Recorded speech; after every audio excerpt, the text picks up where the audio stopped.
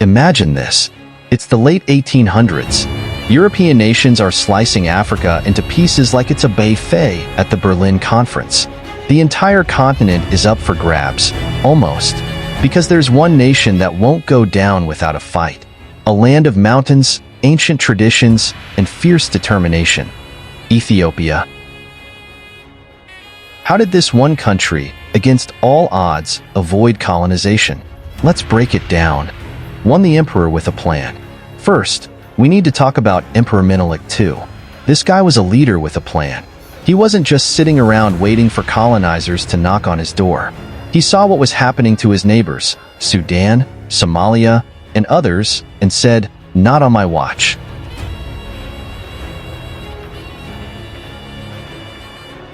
To the battle that shook an empire. Now, let's fast forward to 1896. Italy had this plan to take over Ethiopia. They thought it would be an easy win, just like they'd seen in other parts of Africa. Spoiler alert, it wasn't.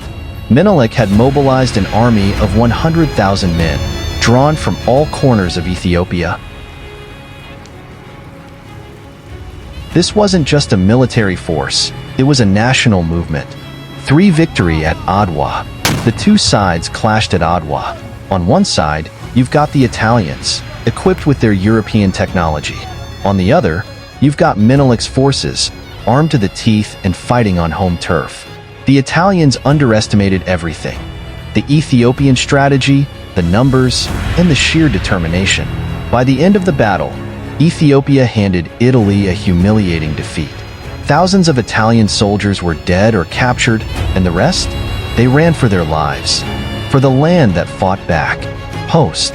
But let's be real, it wasn't just about one battle. Ethiopia had other advantages too. For starters, look at the land.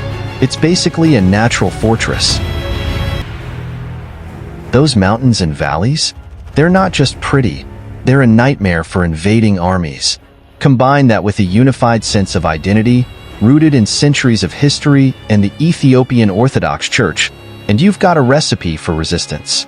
5. Defiance during occupation. Now, to be fair, there was a brief period when Ethiopia was occupied. In the 1930s, Mussolini's fascist Italy invaded, and for a few years, they held parts of the country.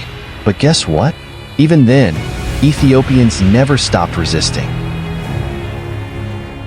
By 1941, with some help from Allied forces, they kicked the Italians out for good.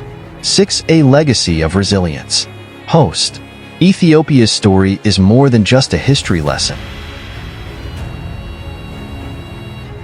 It's a symbol of resilience. While much of Africa was colonized, Ethiopia stood as a beacon of hope and pride for the entire continent. It showed the world that resistance was possible, and that unity and strategy could beat even the most powerful empires. History that inspires the future. Host. So, the next time someone asks you how Ethiopia avoided colonization, just tell them. Strong leadership, smart diplomacy, fierce resistance, and an unshakable sense of identity. That's how. Thanks for watching Mystic Prism, where we uncover the stories that shaped our world. Don't forget to like, share, and subscribe for more fascinating content. See you next time. 4. Contact backhand index pointing right, Ebenezer 1272.